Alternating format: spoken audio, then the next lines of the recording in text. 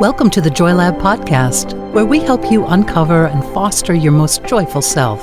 Your hosts, Dr. Henry Emmons and Dr. Aimee Prasek, bring you the ideal mix of soulful and scientifically sound tools to spark your joy, even when it feels dark. When you're ready to experiment with more joy, combine this podcast with the full Joy Lab program over at joylab.coach. Hello, I'm Henry Emmons. And I'm Aimee Prasek. So welcome to Joy Lab, where we infuse science with soul to help you uncover joy. Now, to do that, we focus on creating positive emotions that become the building blocks for a joyful life. So the theme of this episode is awe. Not awe, A-W-W, but A-W-E, as in awe-inspiring. That's kind of a big deal theme, isn't it? And I'm okay with that.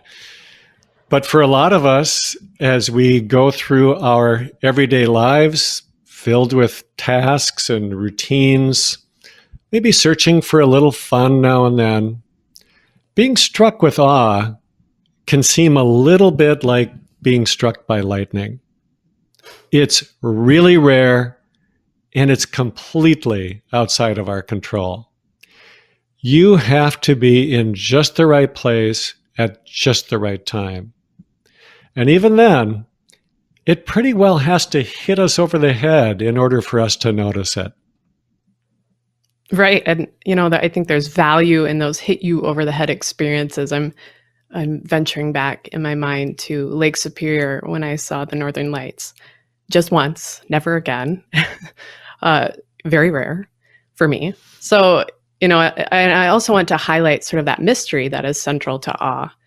It's this experience of witnessing something without being able to quite put it into words or explain it. And that's not always so easy, right? There's a lot of pressure to explain everything. Sort of this not knowing is a weakness. We can fall into that trap. But not knowing rarely is a weakness. It's more about not being curious. And curious folks are more likely to experience awe. We talked about curiosity in the last episode, so head over there after this one. So on top of being comfortable with that mystery, if awe is limited to lightning strikes, as you just said, Henry, then it can feel really out of reach. And like we have to be this sort of ultra spiritual sage, worthy of the divine, before we can really access awe. But one of our goals here at Joy Lab is to make the elements of joy accessible. And awe is accessible. And everyone listening, you are already divine, so you are ready for awe. Absolutely. And we are going to offer some real life stories and specific examples, hopefully, because we really do want to make this accessible. But first, let's set the stage with another beautiful gift from Mary Oliver, whose poems are really often about being filled with awe. But instead of a lightning bolt, it happens for her through everyday encounters with the world of nature. So, Aimee, would you do the honors of sharing this poem? Yeah. So this is called Where Does the Temple Begin? Where Does It End? There are things you can't reach, but you can reach out to them, and all day long. The wind, the bird flying away, the idea of God. And it can keep you as busy as anything else and happier.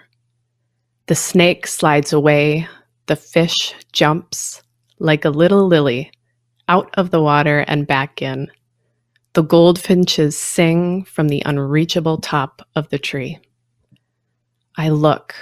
Morning to night, I am never done with looking. Looking. I mean, not just standing around, but standing around, as though with your arms open. And thinking, maybe something will come.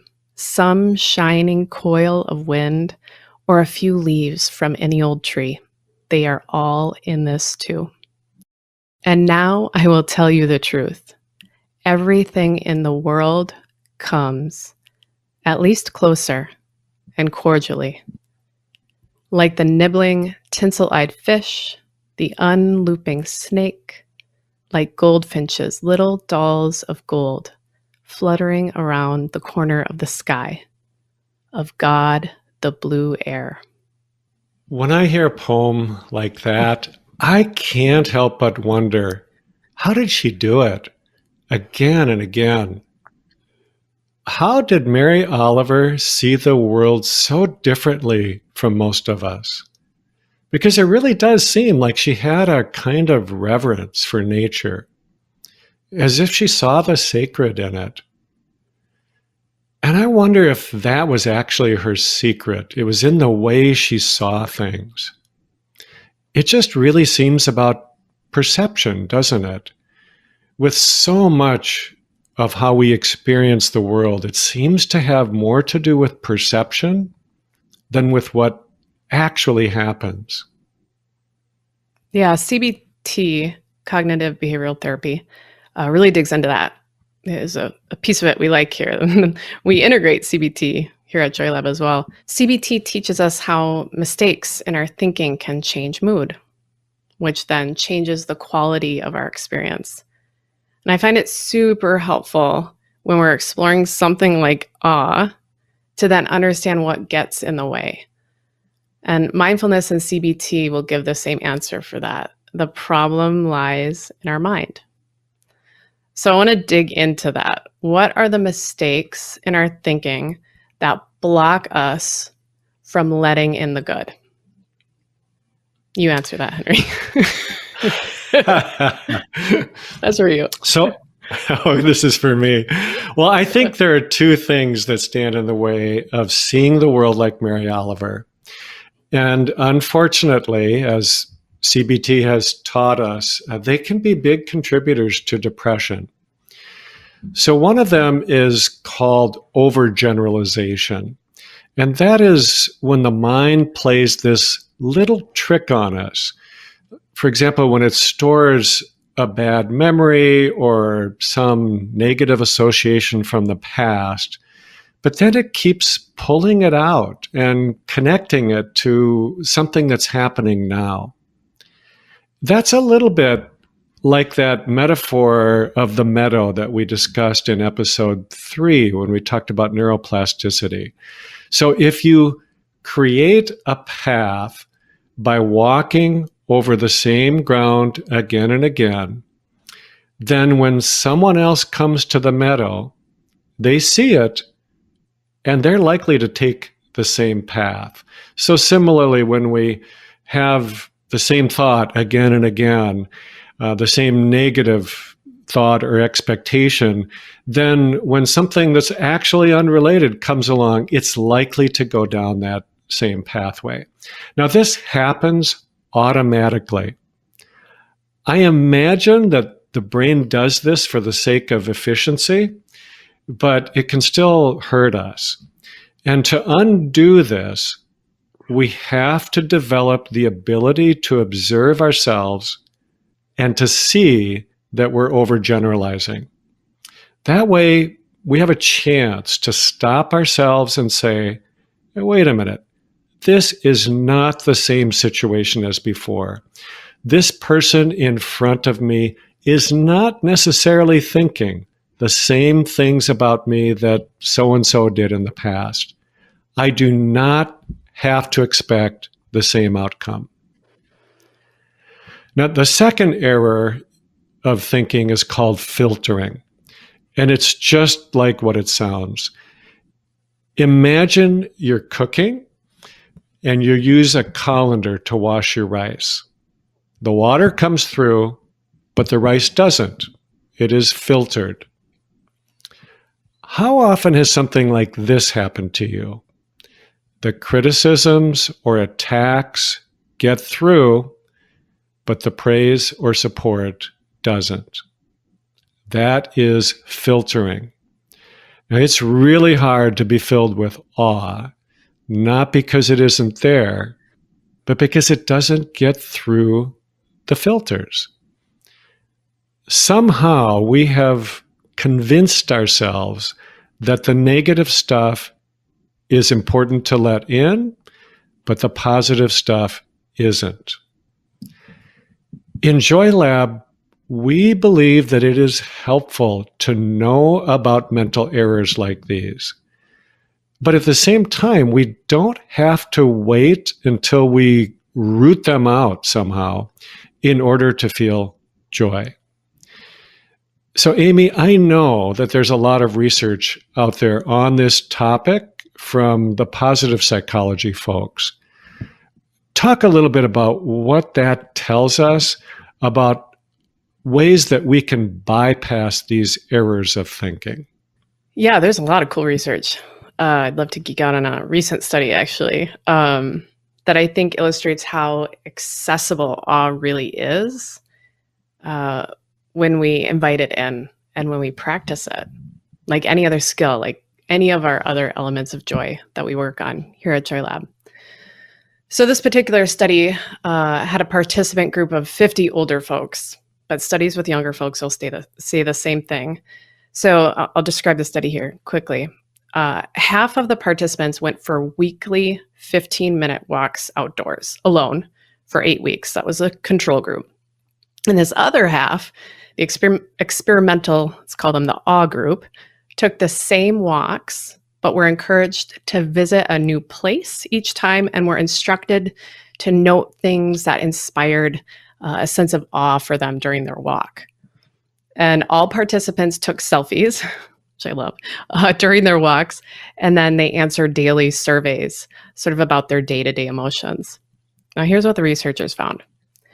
The group who took the awe walks reported less distress, and over the 8-week period, increasing awe, joy, compassion, and gratitude compared with people on the regular walks.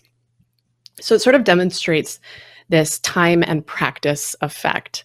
You know, as they did it more, they experienced awe more and those positive emotions more. And a lot of other awe research has found the same. Awe boosts feelings like generosity, well-being, humility. Now, this is also cool, a little piece of the study. Awe walkers, compared to the control group, also smiled more and made themselves smaller in their selfie photos. So the pictures with these awe walkers included more of the environment around them, the trees, the leaves, the grasses, birds, the scenery.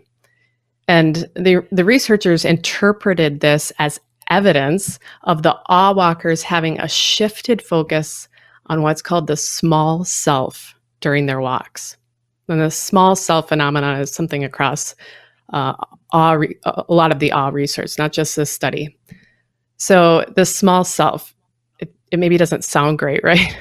But it is, especially when you're experiencing depression and you're stuck in your own thoughts and criticism and shame.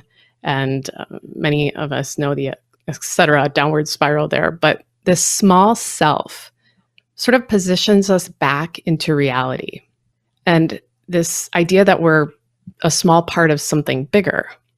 And that recognition can help us put problems sort of back into perspective, empathize more with others.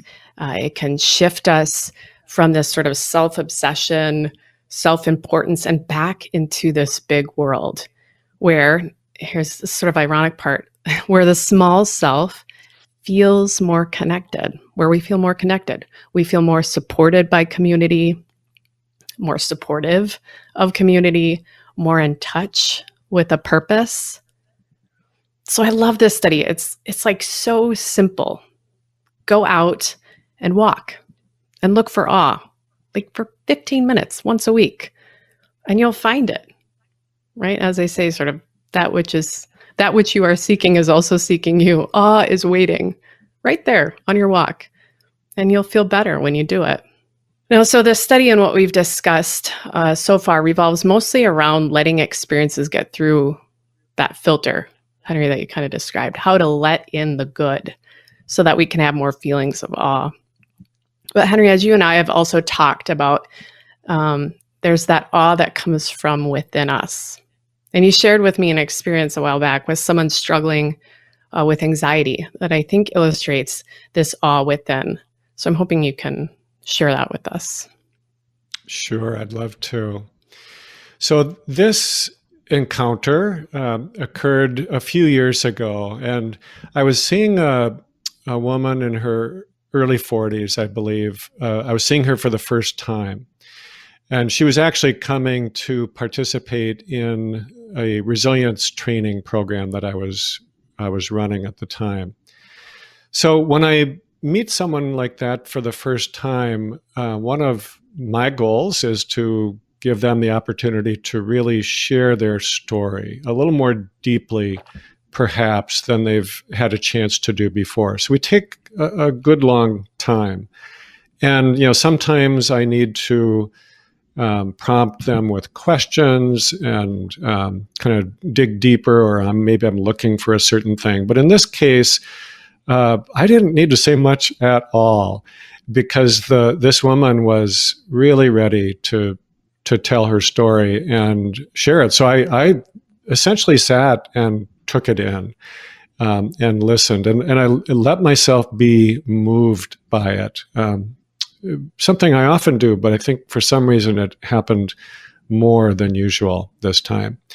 So I don't need to go into a lot of her details, but essentially she shared her life story about how anxiety had really taken over more and more of her world. It kind of had shrunk her world, which is an unfortunate consequence of anxiety oftentimes. But it started in childhood, and it impacted her ability to develop friendships when she was young, her ability to really excel academically, and she was plenty bright, but everything created anxiety for her. And even later on, when she entered her career and was just held back by this in so many different ways, and significant relationships, family relationships, virtually everything in her life was touched by this in a painful way. So the thing that really struck me about the way that she shared this story was that she was clearly grieving the loss, the series of losses that this had created for her over the course of her life. She was grieving it, and I don't think she had finished or worked through the grieving. She was carrying it still. It was heavy and hard. But there was something else about her too that was unspoken, and I don't know that she was aware of it, but I certainly was. And when she finished kind of telling her story, she paused and she said something that just struck me and stayed with me for a long time. She said, "I am more than this. My life is more than this." And she said it in such a way that I could see the grief in it, but I could also see the strength in it, the defiance, if you will. She had not given up. She was bent, but she was not broken. And it was just, for me, a profound moment. I think you could say that was a moment of awe for me, just seeing this in her and actually being able to experience this with another person. It was deeply meaningful.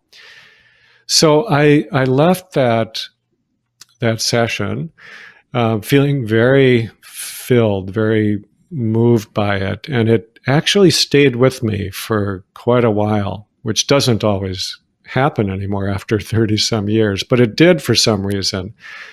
And then the next morning, I received in my email inbox a poem that just absolutely struck me as being related to her. So this poem was, I'm going to have Aimee read it if you would in a moment, but it was really about that part of her that I was able to see, that I think that touched me and moved me so much. So, Aimee, if you don't mind, why don't you share this poem? Yeah. It's called Can't You See the Mighty Warrior? I'm going to change a few pronouns in here. Can't you see the mighty warrior? How often you ask, what is my path? What is my cure? She has made you a seeker of unity. Isn't that enough? All your sorrow exists for one reason, that you may end sorrow forever. The desire to know your own soul will end all other desires. Can't you see? If you are not the king or queen, what meaning is there in a kingly or queenly entourage? If the beautiful one is not inside you, what is that light hidden under your cloak? From a distance you tremble with fear. Can't you see the mighty warrior standing ready in your heart? Open your eyes. The beloved is staring you right in the face. If a master has not placed her light in your heart, what joy can you find in this world? Well, that is Rumi, the poet Rumi, talking about this hidden strength, beauty, awe that we carry inside of us. And I think that you can see why this struck me as being related to the woman that I had encountered the day before. It was just a profound moment for me, and it was something that I've really carried with me. And I actually see this oftentimes in the patients that I work with who are really struggling with something like anxiety or depression. And of course, who doesn't struggle in some way or another? But again, that is not the end of the story. That's not the whole of it. As she said, my life is more than this. I am more than this. And I don't know that she was able to see that she was aware of that mighty warrior or that light within her. I don't know that she could see it, but I could. And I think that if she could see it, and I'm saying this really not to all of you, if you can connect with that part of yourself that is in fact awe-inspiring, you might find that some of the suffering just disappears. Just like, the poem says, all your sorrow exists for one reason, that you may end sorrow forever. What I wanted to say to my patient then, and what I want to say to you now, is that you don't have to be cured in order to find joy in this world. You don't need to be fixed. You don't even have to eliminate all of your negative thinking. You can focus instead on seeing the good and letting it come in through the filters of your perception. And you don't have to suffer either, as you let in the goodness that is actually all around you and already within you. The suffering can simply dissipate. It's as if it has nothing much to grab onto. Now you can practice this. You can practice this as simply as taking a 15-minute walk once a week where you hold the intention to see things as if they're new and to look for the awe in them. You can practice this by taking a few moments and turning inward with the intention of finding the awe that is within you. And as you do this, as you practice this more and more often, doesn't take a lot of time, it becomes easier to do. It becomes more natural. And it can even become second nature. So you don't have to work at it, but you can just turn your mind to it, and there it is. Yeah, and that's what we practice here. And we do it more in depth through the Joy Lab program, where we really work on how to open our eyes and change the filters of perception so that we can all have more experiences of awe, both from outside and from inside.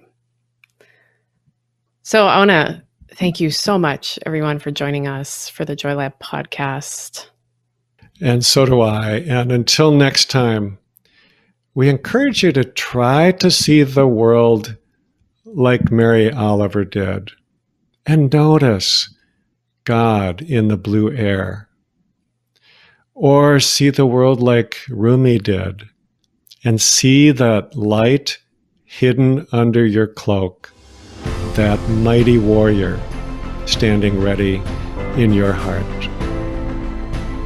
Many blessings. Thank you for listening to the Joy Lab podcast. If you enjoyed today's show, visit joylab.coach to subscribe for your monthly infusion of joy and to learn more about the full Joy Lab program. Be sure to rate and review us wherever you listen to your favorite podcasts.